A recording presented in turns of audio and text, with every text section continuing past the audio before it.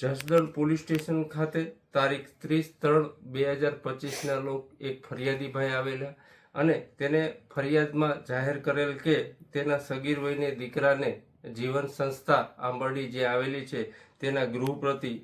ગૃહપતિ Kishanbhai Bharatbhai